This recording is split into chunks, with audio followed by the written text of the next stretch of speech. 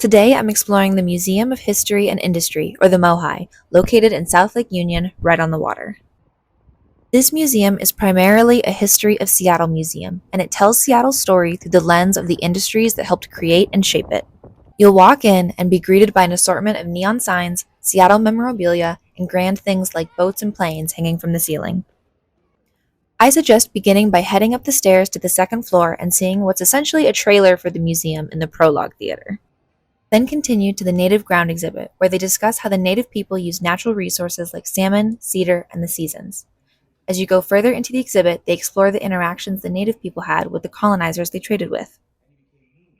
The names of towns and cities throughout western Washington show the attempts at colonizing by the Spanish, American, and British. There are also still lots of places with native names like Sammamish, Skykomish, and Stillaguamish.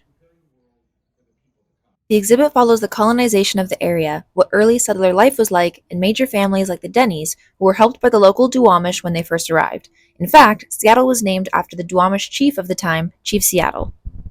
But not every local tribe was friendly to the colonizers, understandably. It's important to remember the long history of resistance to colonization by the native people in the area. The Nisqually and Klickitat were notably resistant to the colonization at this time. Seattle in these early settler days was a mill town, and Washington became a state in 1889 when the railroad arrived, bringing along with it a booming logging industry and coal mining to keep the trains running. 1889 wasn't the best year for Seattle, though. That summer was the Great Seattle Fire, which destroyed 32 city blocks, including the entire business district and Seattle's railroad terminals. One of my favorite parts of the whole museum is this musical about the fire.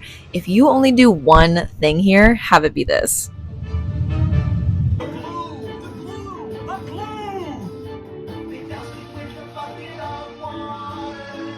Spread it around and made it burn hotter. It boiled over, the glue burned and burned. The good news, though, is that no one died and the city rebuilt with less wood, a real municipal water supply system, and actually created a fire department that wasn't only volunteers. The exhibit continues by exploring the other industries that grew in an expanding Seattle, including automobile manufacturing and shipyards, beyond the already established logging and coal mining.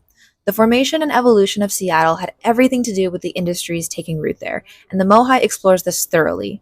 Roads had to be designed and laid, ports and ferries had to be built, Denny Hill was regraded to be flatter, if you can believe it. If you've been here, you know how hilly downtown is. They even built Harbor Island from scratch using the dirt that had previously been Denny Hill. One of my favorite facts in this section is how the first ever general strike in North America happened right here in Seattle in 1919, known as the Seattle's Public Union Strike. 60,000 workers went on strike, shutting down the city's profits. It lasted for 5 days and was ultimately unsuccessful, but getting that many workers organized to strike is quite the accomplishment.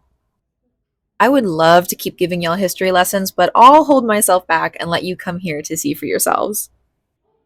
As you continue, the exhibits take you through Seattle and what it was like throughout time.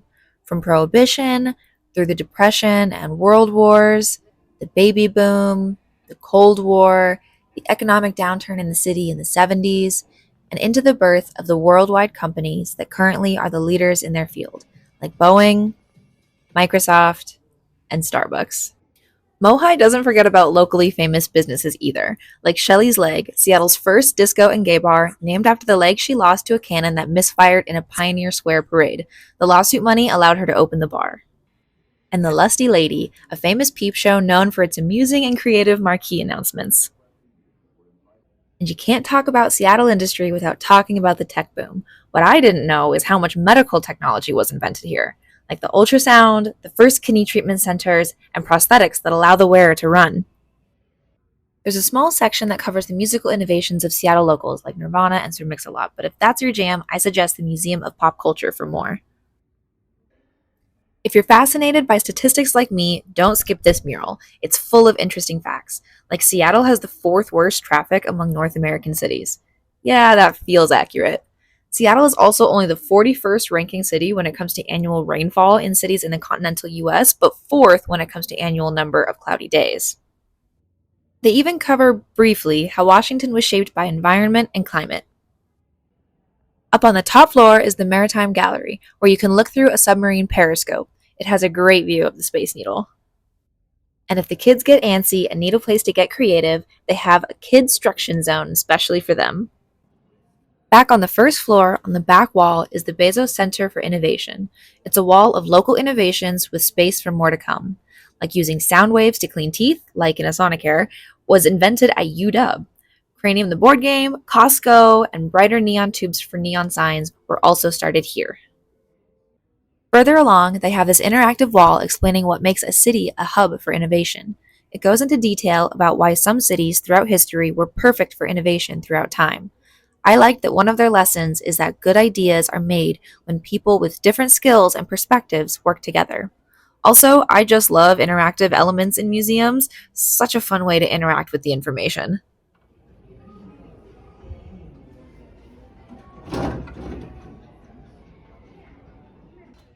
Continue down to learn more about what makes a business and innovation successful through fun and interactive ways of storytelling, like this gigantic comic. Speaking of interactive, don't skip the interaction table. There's some communal cross stitching, doodling, clothes design with scraps of fabric, and more.